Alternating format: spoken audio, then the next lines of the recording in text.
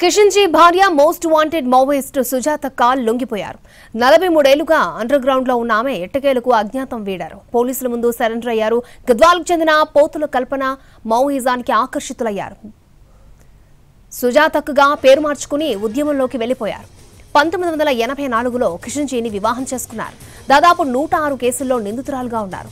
సుజాతక్కపై ₹1 కోటి రివార్డ్ కూడా ఉంది. కిషన్జీ భార్య మోస్ట్ వాంటెడ్ మావోయిస్ట్ సుజాతక్క లొంగిపోయారు. 43 ఏళ్లుగా అండర్ గ్రౌండ్ లో ఉన్న ఆమె ఎట్టకేలకు అజ్ఞాతం వీడారు. పోలీసుల ముందు సరెండర్ అయ్యారు. గద్వాలకు చెందిన పోతుల కల్పన మావోయిజానికి ఆకర్షితులయ్యారు. సుజాతక్కగా పేరు మార్చుకుని ఉద్యమంలోకి వెళ్లిపోయారు. 1984లో కిషన్జీని వివాహం చేసుకున్నారు. దాదాపు 106 కేసుల్లో నిందితురాలుగా ఉన్నారు. సుజాతక్కపై ₹1 కోటి రివార్డ్ కూడా ఉంది.